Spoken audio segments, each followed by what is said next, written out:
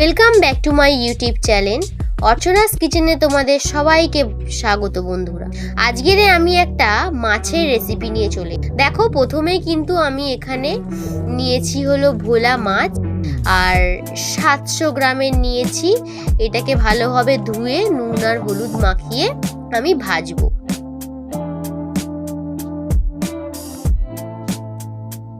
দেখো নুন আর হলুদ কিন্তু আমার মাছটার মধ্যে বেশ ভালোভাবেই মাখানো হয়ে গেছে। এবারে আমি একটা কড়াইয়ের মধ্যে তেল গরম করে নেব। তেলটা কিছুক্ষণ গরম হওয়ার পরেই মাছগুলো একে একে ছেড়ে দেবো আর ভেজে নেব। দেখো মাছগুলো কিন্তু আমার প্রায় ভাজা হয়েই গেছে। আমি এর মধ্যে নিয়ে নিয়েছি শুকনো লঙ্কার গুঁড়ো আর হলো হলুদ গুঁড়ো। ফোড়নের জন্য নিয়েছি কাঁচা লঙ্কা আর হলো কালো জিরা।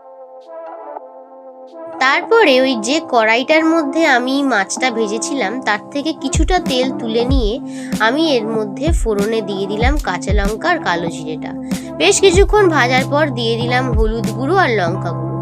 এটা কষিয়ে নেওয়ার পর তারপরেই আমি দিয়ে দিলাম সামান্য পরিমাণে জল।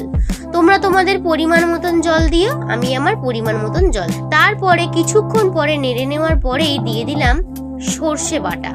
আমি কিন্তু সর্ষেটা শিলে বেটেছি, কারণ শিলে খুব সুন্দর টেস্ট হয়। আর সর্ষেটা আমি রাত্রিবেলায় ভিজিয়ে রেখে দিয়েছিলাম। আমি নিয়েছি 15 গ্রাম। বেশ কিছুক্ষণ নেড়ে নেওয়ার পরে আমি এর মধ্যে পরিমাণ মতো দিয়ে দিলাম লবণ। তারপরে দিয়ে দিলাম পোস্ত বাটা। পোস্তটাও কিন্তু আমি শিলেই বেটেছি, কারণ খুব সুন্দর শিলে টেস্ট হয়। তোমরা কারা এরকম সর্ষে শিলে বাটো অবশ্যই কিন্তু আমাকে কমেন্টে জানিও। দেখো তারপর কিন্তু আমি একে একে ভেজে রাখা মাছগুলো দিয়ে দিলাম।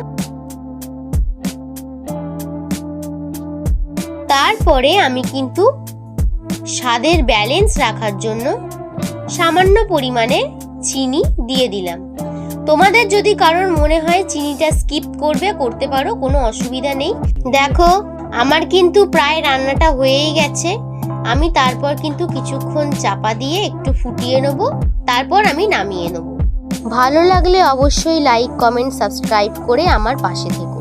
আর নতুন নতুন এরকম রেসিপি পাওয়ার জন্য আমার চ্যানেলে সাবস্ক্রাইব করে বেল আইকনটি অল করে রাখো, যাতে সবার আগে নোটিফিকেশন তোমাদের কাছে পৌঁছায়।